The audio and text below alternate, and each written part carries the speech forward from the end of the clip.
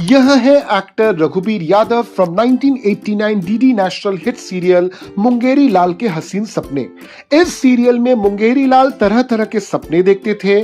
ठीक इसी तरह से आज के 2025 में भी एक मुंगेरी लाल है जिनका सिर्फ एक ही सपना है, नोबेल प्राइज फॉर पीस जीतने का।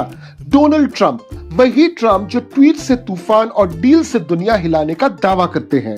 तो क्या सचमुच ट्रंप बनेंगे शांति के मसीहा या ये सिर्फ एक पॉलिटिकल ड्रामा है? ट्रंप का नोबेल पीस प्राइज का जुनून कोई नया नहीं है, ये तो 2020 से ही है जब अब्राहम एकॉर्ड्स का ढोल पीटा जा रहा था। अब्राहम एकॉर्ड्स ने इजराइल और कुछ अरब देशों को दोस्त बनाया था। 15 सितंबर 2020 को साइन हुए इस डील के बाद नॉर्वे के सांसद ने 2021 में ट्रंप को नॉमिनेट किया था नोबेल के लिए, लेकिन नोबेल कमेटी ने कहा भाई थोड़ा सा इंतजार करो। 2024 में यूएस के सांसद क्लॉडिया टोनी ने फिर से ट्रंप को नॉमिनेट किया था और अब 2025 में ट्रंप के दोबारा प्रेसिडेंट बनते ही मार्च में डैरिल इस्सा और जून में बॉडी कार्टन ने इन्हें नोबेल के लिए पुश किया। मगर क्यों? क्योंकि ट्रंप ने दावा किया कि उन्होंने इंडिया पाकिस्तान वॉर और इजराइल ईरान वॉर में सीज फायर करवाया।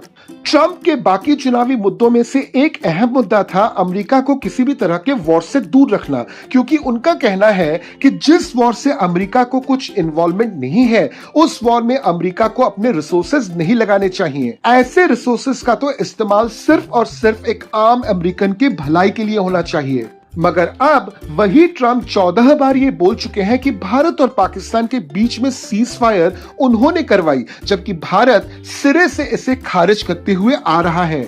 वही दूसरी ओर जब इजराइल और ईरान का वॉर चल रहा था तो अमेरिका ने खुद ईरान पे अटैक किया और उसके बाद अचानक से ऐलान कर दिया कि ईरान और इजराइल दोनों उनके पास गए थे और उन्होंने दोनों के बीच में सुलह यानी कि सीज फायर करवा दी। मगर अंदर की बात ये निकल के आ रही है कि अमेरिका ने बात की कतर से, कतर ने बात की ईरान से और ईरान तब जाके सीज फायर के लिए राजी हुआ। और वहीं दूसरी ओर इजराइल इसलिए सीज फायर के लिए राजी हुआ क्योंकि उनका कहना है कि उनके जितने भी टारगेट्स थे इस वॉर में उन सभी टारगेट्स को उन्होंने अचीव कर लिया है और इसलिए अब उनको इस वॉर को रोकने में कोई प्रॉब्लम नहीं है। अब ये कहानी जो है ये सिर्फ इतनी नहीं है, इससे भी आगे की है।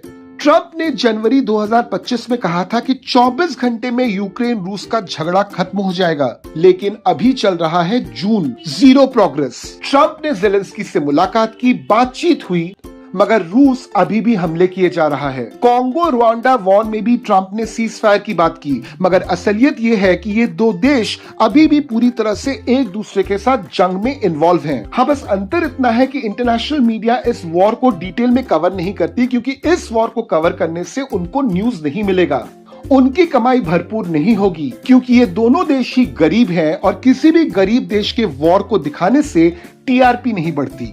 तो ट्रंप ने अब्राहम एकॉर्ड्स जरूर करवाए, मगर इसके बाद जितने भी दावे उन्होंने किए वे सोशल मीडिया तक ही सीमित हैं।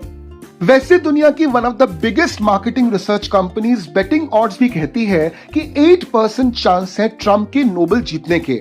मगर देखिए, जियोपॉलिटिक्स एक अजीबोगरीब टॉपिक है और नोबेल कमेटी जियोपॉलिटिक्स से अपने आप को दूर रखे, इसके चांसेस हमको काफी कम नजर आते हैं। तो बताइए हमको कमेंट में कि क्या आपको भी लगता है कि 2026 का नोबेल पीस प्राइज ट्रंप को ही मिलेगा?